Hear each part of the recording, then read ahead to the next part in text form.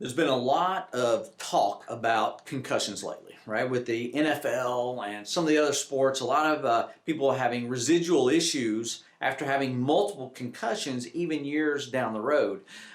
So we understand the mechanism of a concussion, right? It's a blow to the head that's strong enough to where it actually slams the brain into the inside of the skull and oftentimes whiplashes back and hits the other side of the skull. So the brain actually becomes bruised, okay? So we know the side effects of concussion, the sympathetic pupils not or staying fully dilated. Oftentimes there's neck pain, headaches, sometimes there's dizzy and nausea. And normally with rest, and little activity, the brain can heal on its own. Now, what I want to talk to you about is what else is going on? What happens now? The brain's healed, so where do these post-concussion symptoms come from? Okay, is it a brain issue? Well, what we have found is most of the time it's actually something going on just below the brain. And so this is a model of the head where the brain sits, and the top two bones in the neck, the atlas and the axis. Now, if there's a heavy-duty enough trauma that can actually bang the brain inside the skull, then imagine what that's doing to the bones that sit underneath it. So to give you an idea, the head weighs 10 to 12 pounds. The first bone in the neck, the atlas bone, weighs about 3 ounces. So if it's enough trauma to slam the brain into the head, do you think it might be enough trauma that it actually could move the head relative to one of the top bones in the neck? Well, through that opening there comes the brain stem, comes off the brain down through those top two bones. If one of those bones gets moved or misaligned, it can actually squeeze down on the brain stem. Now, what's the significance of that? Well, there's a lot of significance. The brain stem is like the switchboard operator between the brain and the body. It actually sends the communication from the brain to the heart, liver, lungs, kidneys, your arms, your legs, even up into the head, face, and neck. So you see there are no nerves that come off of the brain, okay? So all the nerves come off the brain stem. You have 12 cranial nerves actually that go back up and innervate the head, face, and neck. That's your vision, your taste, your smell, your hearing, your balance. All of those are controlled through the brain stem. At the same time, mental communication, brain-to-brain communication, thought processes, memory, emotion, even your cognitive awareness, all travels through the brain stem. So a misaligned bone at the top of the neck can create symptoms just about anywhere in the body. So we just recently had a couple young kids come in and they both had concussions, one about 4 months ago, one about 9 months ago. Now, these guys were 10 and 12 years old, and one of them had missed like the last 6 weeks of school.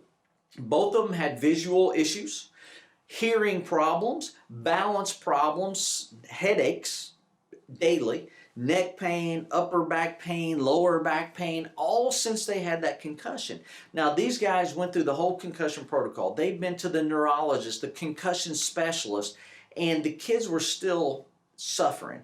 By the time they came here, they had been through the whole medical route.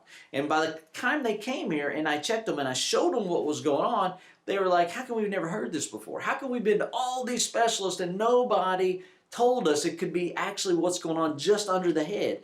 Well, unfortunately, the medical profession hasn't quite figured this out yet. They just look at the brain and they don't look anywhere else. And at the same time, they try to keep everybody within their own family, right? They only refer back and forth to each other. Well, I want you to know that both of those kids, after the very first correction, had significant changes in their vision and their hearing and the pressure in their head, only after one correction. So the reason I created this video was because I want you to be aware that if you've ever had a family member or you've ever had a concussion, and since that concussion, maybe things just didn't feel just right, maybe there's something going on a little bit lower. If you want to look a little further, actually check out, go to Google the Bears quarterback from the 80s, Jim McMahon. And upper cervical. If you just type in Jim McMahon upper cervical, there was a ESPN special 30 on 30, and Jim McMahon actually told the story about how he had headaches from playing football so bad he was actually going to commit suicide. And somebody told him about an upper cervical doctor. He went and got checked, and the upper cervical doctor found he had a misalignment at the top of his neck. The very first correction years of headaches disappeared on the table. He said it felt like somebody flushed a toilet in his head and released all that pressure. Headaches went away, not to come back. Totally changed his life, probably saved his life. Okay, so that's just one case, and it happens every day in our offices. So if you live in the Charlotte area, feel free to give our office a call. We attract people from within, an hour to, actually, we have them come from different countries, actually. But if you're in Belmont, Gastonia, Fort Mill, Rock Hill, Gastonia, the university area, just give our office a call. Come in, let's at least evaluate you or your child to see if maybe you might have something going on top of your neck that is creating these post-concussion syndromes. If you do, we'll explain to you what we need to do to try to fix the problem once and for all. If you don't, well, at least one will rule that out, and we will try to find someone that we think can help you once we get to the root cause of where your symptoms are coming from.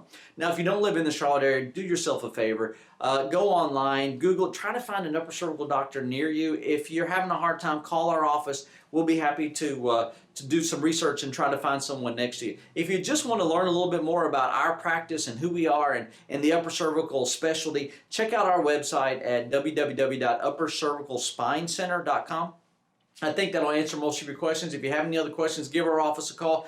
Come on in for a free consultation. Let's sit down. Let's find out what's going on with you, and let's see if we can get you or your child some help that you need. Okay? Please feel free. Please share this video. If you know anyone that maybe has had any kind of concussion or post-concussion problems, please share it with them. We're just trying to reach out and help. I hope you have a great day, and we'll see you soon.